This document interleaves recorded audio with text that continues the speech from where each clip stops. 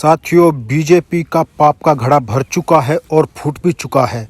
बहुत जल्द बीजेपी अतीत का हिस्सा बन जाएगी, जिसकी शुरुआत आने वाले उत्तर प्रदेश, पंजाब, मणिपुर, उत्तराखंड, गोवा के चुनाव नतीजों से साफ हो जाएगी, क्योंकि बीजेपी 5 राज्यों में बुरी तरह हार रही है। यही कारण है कि आज बीजेपी में भगदड़ मची हुई है। भाजपा की हताशा, निराशा और प्रधानमंत्री जैसे पद पर बैठे हुए व्यक्ति का पंजाब में किया गया नाटक इसका सबूत है। कांग्रेस महासचिव श्रीमती प्रियंका गांधी जी ने राजनीति में एक नई शुरुआत की और आज उसका परिणाम है कि भाजपा पूरी तरह बौखला चुकी है। बीजेपी को सत्ता से बेदखल करने के लिए आदरणीय श्री राहुल गांधी जी और श्रीमती प्रियंका गांधी जी का जो संघर्ष रहा है वो हमेशा याद रखा जाएगा। श्रीमती प्रियंका गांधी जी ने उत्तर प्रदेश, जो बीजेपी का गढ़ बन गया था, उसी गढ़ से बीजेपी को उखाड़ फेंकने का संकल्प लिया। या तो आप एक अरेस्ट का वारंट निकालिए, हथकड़ी लगाओ, चलो, मैं मुझे बिल्कुल मंजूर है, लेकिन बगैर किसी वारंट के, बगैर किसी ऑर्डर के। यहाँ पे भीड़ नहीं है, 140 है, 4 लोग, हम 2 लोग हैं। बताओ किस क्यों मार रहे हो भैया? उन्हें सांसद है, वो सुप्रीम कोर्ट में ले जाएंगे आप लोगों को।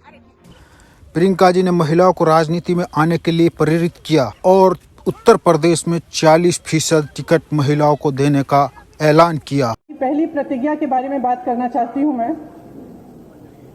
हमने तय किया है कि आने वाले विधानसभा चुनाव में उत्तर प्रदेश में कांग्रेस पार्टी 40% टिकट महिलाओं को देगी। और लड़की हूँ, लड़ सकती हूँ एक नारा नहीं बल्कि एक जन आंदोलन बन गया। प्रियंका जी ने बीजेपी के अत्याचार से प्रताड़ित लोगों को मजबूत किया और उन्हें राजनीति में आने के लिए प्रेरित किया, जिनमें प्रमुख चेहरे हैं उन्नाव गैंगरेप की पीड़िता, जिसके साथ सरकार ने सभी हदें पार कर दी थी। किस तरह रात में उसकी चिता को आग लगाई थी पुलिस ने, ये सब पूरा देश जानता है।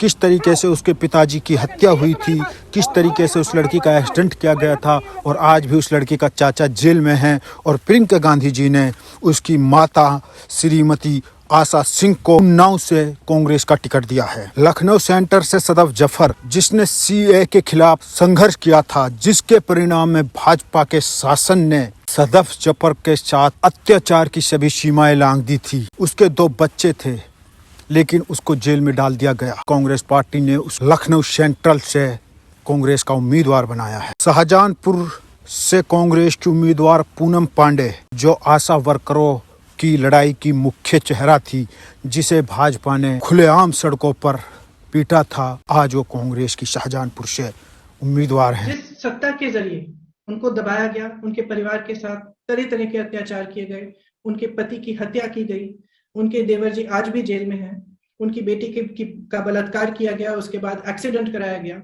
वही सत्ता अपने हाथों में लें और खुद के लिए अपनी लड़ाई लड़ें। सदफ जाफर के बारे में आप सबने सुना होगा।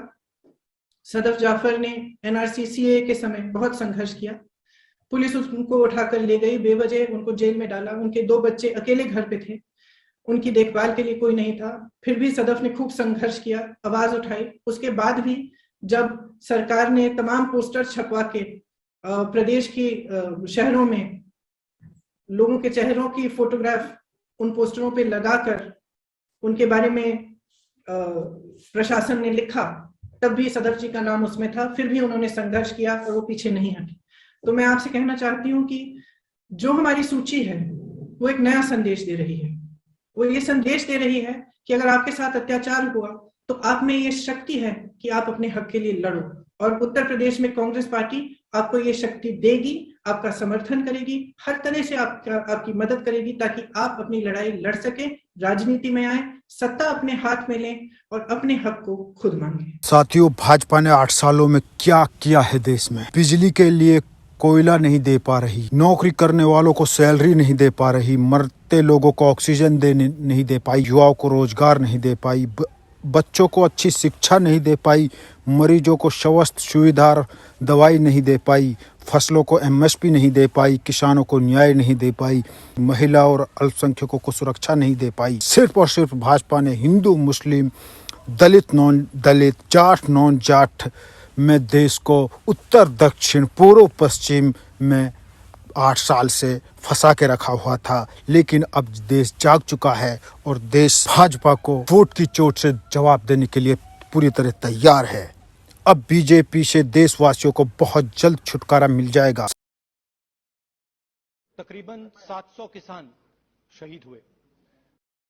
साथियों, मैं अंत में प्रियंका जी और राहुल जी के संघर्ष पर चंद लाइनें बोलकर अपनी बात खत्म करूंगा। तूफानों से आंख मिलाओ, तूफानों से आंख मिलाओ, सैलाबों पर वार करो, मल्लाहों का चक्कर छोड़ो, तैर के दरिया पार करो।